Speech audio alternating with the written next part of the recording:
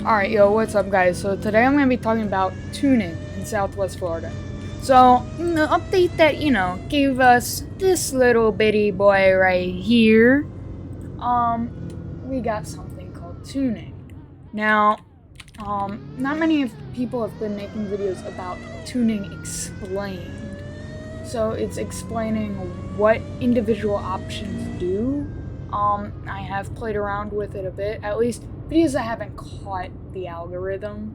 So yeah, let's first go on to the first question: how to tune your vehicle. Alright, so this question is pretty easy. You go to any of the tuning shops. Here, I'll list them right now. You got Sussy's, Dealership Garage, and Sunset Performance. Alright, so now that we have what tuning shops there are in the game, down now, we're gonna look at how to open the tuning menu. So first you want to go to one, so you can go over here to job selection. I should hop out of my car. So you want to go over to here in job selection, and now there used to be a scroll wheel. I think it's because I'm in full screen, but down here you'll see Sunset Performance, Sussy's Mechanic Shop, and then up here there's Dealership. Dealership is for really nothing really. It's just the shop out back from Dealership. But yeah, now there are 3 shops, so you want to click on either one. It'll teleport you to here, like near the shop. What you want to do is get a car. Let's say we want to get something stock, so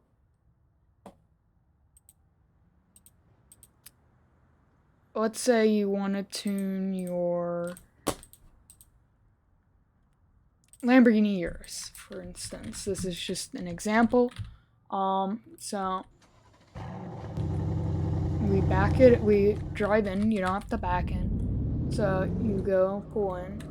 Now, for different modifications, you're required to have different ranks. So for stage 1, you don't have to have any rank in the job, I believe. For stage 2, you have to have, I don't know a full ranking list, but anyways, to customize your vehicle, what you want to do is you want to click on customize. Then you have 3 options. You have paints, which brings up, all your colors, all that. Custom paint, reflectance, all that. Next one down is performance. We'll get to that one. And then wheels. Wheels are just like, the old tuning where you could tweak how your wheels looked, how your suspension was, like that. That's ugly, like that's ugly. All these are ugly on this car. Ugly, you know how it is. Anyways, on to tuning. So we go over to performance, and now we can modify our car. So as you can tell, I have every modification unlocked. That's because I grind like an idiot. But anyways, so stage 1, as you can see over here in this handy statistics menu, stage 1 adds 82 horsepower. So it bumps it from 644 horsepower to 726 horsepower. Stage 2 bumps that 644 horsepower and gives you 258 horsepower, bumps it up to 902 horsepower. Stage 3 is max. It gives you almost the exact same amount of horsepower that you had, around 600 horsepower. Brings that up to 1165 horsepower. And it also multiplies the torque, and it is a noticeable difference. Next up is forced induction. So the most reliable one in this whole bunch is turbocharging. It'll give you more power, even though supercharging sounds better. Turbocharging will give you more power and more torque, unlike supercharging. Supercharging requires higher RPMs, which is better for higher revving cars, but for turbocharging, it's better for lower revving cars like this. Now on to brakes. So, oops. Now for brakes, you have brake bias, which if you change it all the way back, sets it to obviously full rear. That's like more of a drift car. You want it mainly like 30-40% to the rear. Obviously to the front, that would be like a car, I don't know, like, I don't know why you would want to have full front, burnout machine. And then we have different brake compounds. We got race brakes, which as you can see here, it'll upgrade this little graph. Now, to specify or not specify, to make it more clear, the graph does not update in the vehicle menu when you go to select your car. But this graph will always stay the same as you modify your car. So, street brakes, better than your stock brakes. Sport, better than your street brakes. Race, you're just gonna stop well. Then we have weight reduction. So as you can tell, all these do different things. Now when you purchase weight reduction, it will lift up your car because there is less weight on the suspension. The less weight on the suspension means that the car can get higher, or be higher. I shouldn't say get higher, it can get me, Anyways, it'll make the car higher because there's less weight pushing the suspension down. So, yeah, and less mass, it'll make the car faster. This is good for going fast on a budget. Same with stage 1 engine with race weight reduction. That'll really help you go fast. And then we go over to tires. So I could do a budget of 10 grand, let's say, or 15 grand. You buy a car, then you put 15 grand into it. Car cost does not count towards, well, actually it can. So you buy a cheap car, you put the rest of the money that you paid for that car into it. Whether that be stage 1 motors, race, all that. Yeah, you can do any of that. Anyways, so drift tires, everybody knows this one because everybody I see uses drift tires or grip tires. It obviously makes your handling worse, braking and acceleration worse. Whereas grip tires, they add to that.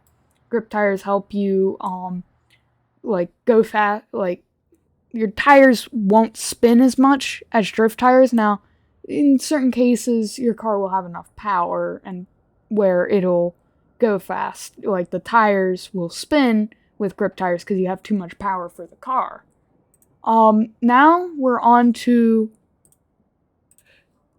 transmission. This one's going to be a hard one. So every one of these transmissions will make your gear ratio shorter. Therefore, at least what I do is I go down to gearing and I do that. And I make it a little longer to where I pretty much level out, but I still have the quicker shifts, the quicker everything. So as you can tell, race, it helps with acceleration and that's it. It does not help with top speed or anything. Next up is wheel width. So a lot of people, they do use wheel width. I use it for fitment on cars, especially like my R8. I'll give an example later if I remember. You know what, I'll do it now. So if we just, make a day. I think you guys saw this in my previous video. It was when I was explaining everything. So, the proper wheel width can get this kind of fitment. Since they don't have fitment tuning right now, like you can tune the wheel width. That's what that can do. Another example is like drag cars. You can have skinnies on the front like this. It's really cool, but really, if you don't know how to use it properly and get the right width of tires and stuff. Here's another example, a good width of tires and wheels, or just good width of, wheels and tires in general, then you're pretty much not going to be a cool guy. Nobody's going to like you and your shitty fitment. Yeah, so back to customizing the Urus. So, or at least using the Urus as an example. So we go back to customize. Oh yeah, did I mention that if you join the team, you can make money while customizing your car, while you lose more money than you make? Anyways, so what this does is you can do this, for example. Make really thick front and rear tires. Now, I do not suggest this. It does not affect your handling from what I've seen, but it just looks horrendous, especially on stock wheels. Yeah, and one other thing to mention, when you sell your cars, you do not get the money back. Now, I'm not going to explain the document in this video. There's going to be a video right after this explaining the document, but I'm explaining everything in the game that right now I don't feel like explaining on the document. This is pretty self-explanatory. You can convert it to front wheel drive or rear wheel drive, whatever you want. You can make it be a Honda Civic or a Evo rear wheel drive. Now this is kind of scary to some people and they leave it be. So this you can make, this is how you can lock your differentials. Now I don't recommend it, and I just recommend doing rear wheel drive and drift tires. But like, you can do torque vectoring to the rear, you can do all of this. This I don't want to get too into detail yet. Same with steering, because then you got like damping, gyro, like tuning, how fast it goes, what speed it decays. Like, I can change that to 100 and this to 156. You can change the speed. You can change the ratio. You can do lock to lock. You can really just make your wheels go backwards.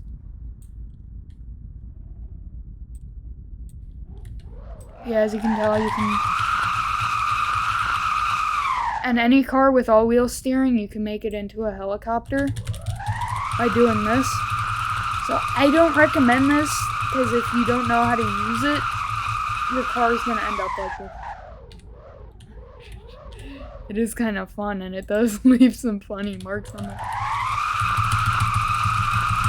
Makes your tires spin a lot. Yeah, anyways. So next is gearing. So obviously I said long, makes your gears long. I'll show you for an example. So this is for more high-powered vehicles, so here, let me show you. Go over to your engine, stage 3, yes. Forced induction, stage 3 turbo. Gotta do brakes. Weight. Tires. Transmission. Suspension. Now this pre-comp is how you want to raise and lower your car. And so you don't always want the values to be equal if you want a kind of clean looking car.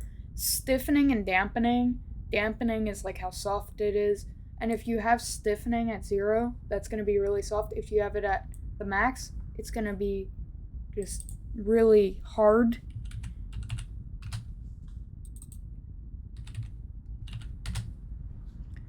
Dampening, if you have it at max, it's going to be as hard as possible. If you have it 0, it's going to be pretty bouncy. So let me change that back to stock. Always, like, especially for stiffening and dampening, you always want to keep it as, like, stock as possible, unless you want a car that's real stiff and does not handle the best. Next is EXT limit and comp limit. Now this is extension limit and compression limit. So when the car is, like, let's say crushed, this will make it where it can go lower, or from my understanding, the greater the value, the more it will be able to compress. Then the greater the value, the more it's going to withstand before compressing. Whereas extension limit, let's see, that's going to make it softer. Because then if we do this, extension limit's just how much it can travel before it stops. But compression limit is how much the car can take before, like, how much pressure on that suspension it can take before it completely compresses or compresses a bit. That's why it gets so high up in the front. So we're going to keep it like that.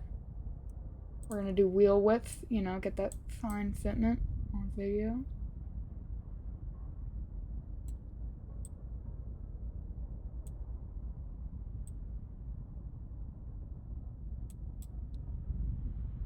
Now we are working on our drag Urus. So then drivetrain, if you want the best acceleration and stuff, keep it all-wheel drive, differential. I would make this 50-50. So -12, because then you have a perfect balance between the front and rear. So then you have them when you need them. Front diff, I'm going to do the same as the back diff. Just so they're pretty much equal, even though that is a bad idea. Steering, I'm going to leave alone. Now we have our really long gearing. It's probably not going to be able to get out like second gear. Next up is wheels. Wheels, pretty easy, you can choose what you like. Please don't get mad at me for using wheels that you don't like on this. You can own the car yourself and build it the way you want. Well, I'm building it the way I want, so you can go yourself. Just kidding. I should really edit that. No, you can go KYS, keep yourself safe. Hi YouTube, don't delete my channel, because that is not a death threat. That is just a joke. Alright. Let's see if it'll even move. We're building boost. It'll move. Let's see how fast it'll go in reverse.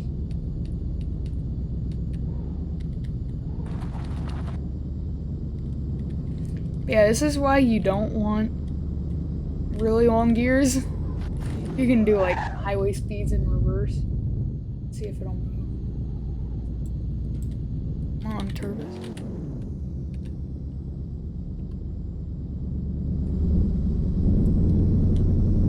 You can hear the turbos whirring away.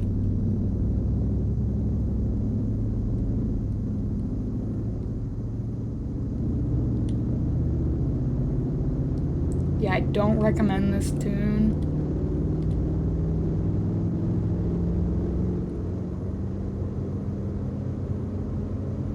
Oh, as we go faster, it just gets faster.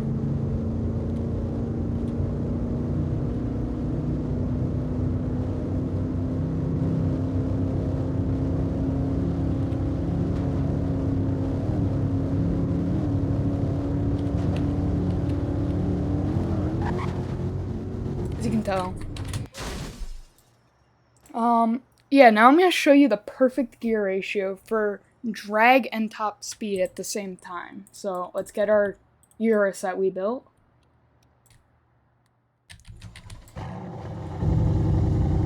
Pull it into the shop if we can. One thing to note, you can't spawn cars inside of the shop. Alright, let's see here. Customize performance. We go all the way over to gearing. Make it around 2.983. Let's see how quick that is now. More responsive. It's a little quicker.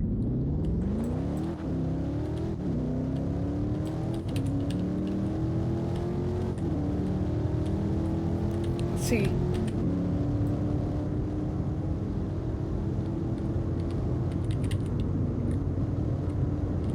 It's an 8-speed. That's pretty good.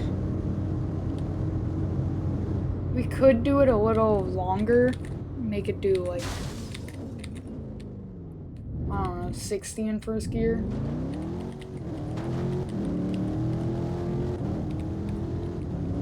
Or we could go for better acceleration.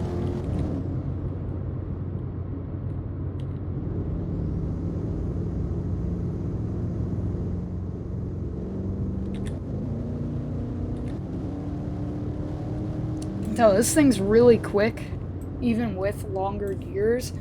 That's what that race transmission does. It makes the ratio shorter, so when you have that longer final drive, the final drive really makes up for it having such short gears. Like, I think this would be the best one, 2.851. I might just go over the document in this video to see how accurate I am. Gain 2 miles an hour. You know what? Yeah, I will.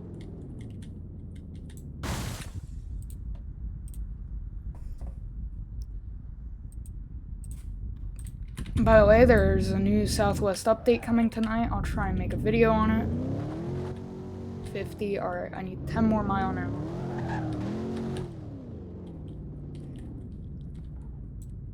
I'm trying to hit 60 in first gear. Let's see. We're just gonna do...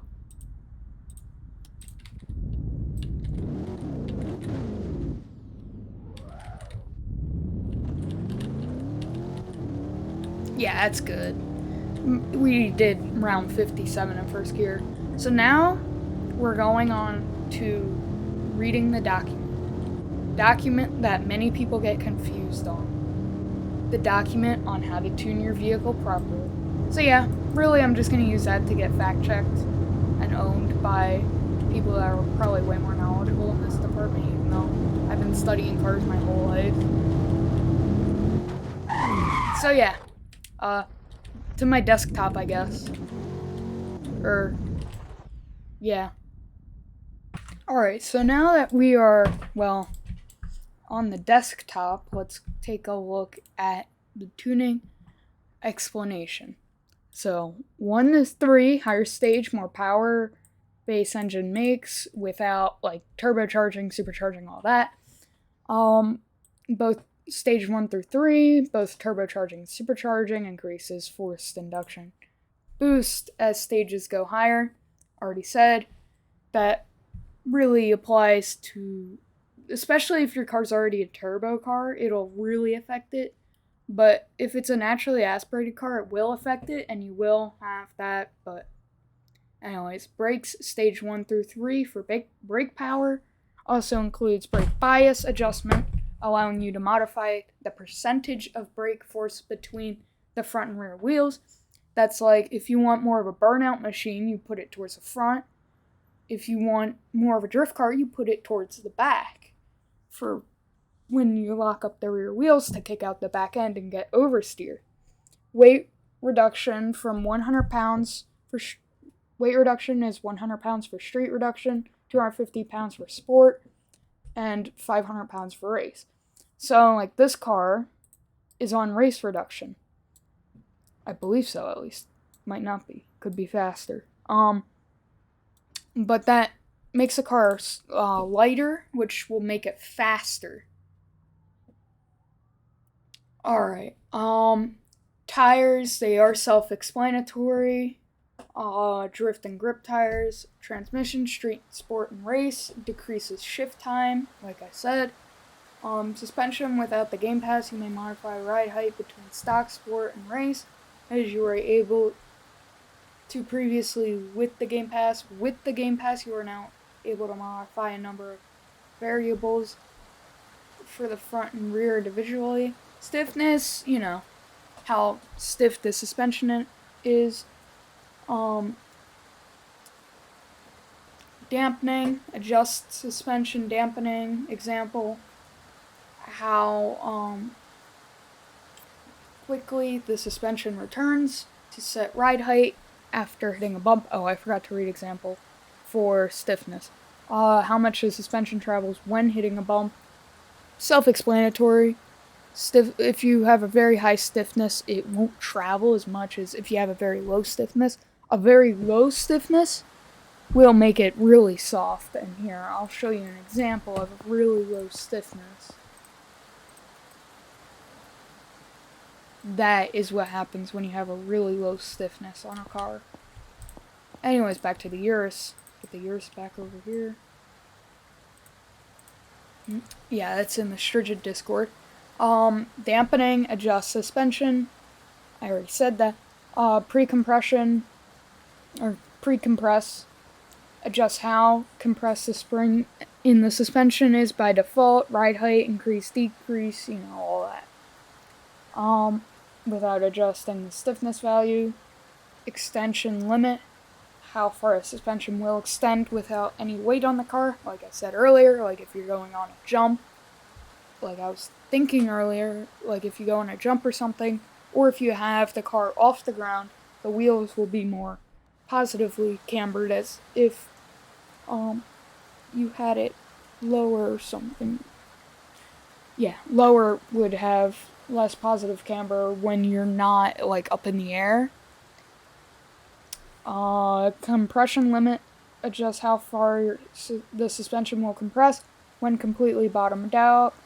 When combined with extended limit, you can adjust the overall length of travel of it. Wheel width, it adjusts the width of the wheel. Drivetrain allows you to change how the drivetrain behaves. Well, as when this was written months ago, before they added the presets, it was you had to change, for an all-wheel drive car to be rear-wheel drive, you had to change the bias to rear wheel and pretty much dummy the front diff. And that was where you changed the torque vectoring to full rear and no front. So then over here we have, power will increase, when increased, rear diff will lock under throttle more. That's for a drift car. Coast, opposite of power, will lock when there's no throttle, which you would do for like a drift car. That like you don't want to be pressing the throttle continuously. Like if you don't want to do that, then you set the coast real high. Preload adjusts how aggressive the differential will lock.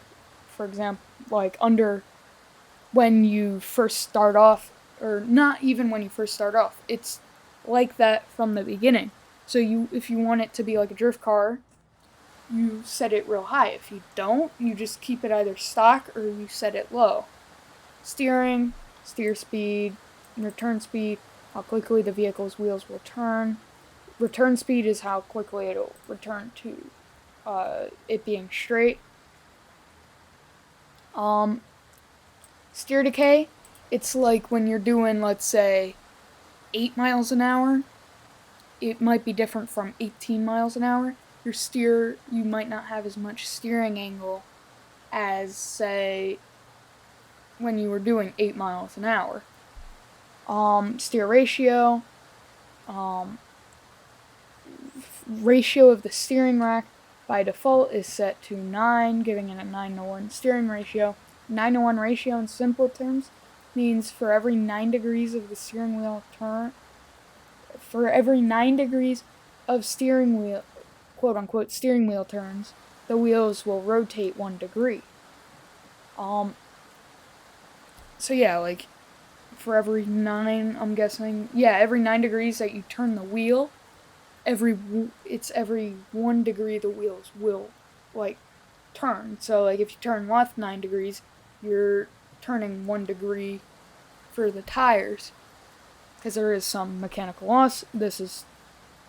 I'll link this article down in the description on the Ackerman, because I don't want to read a whole wiki article.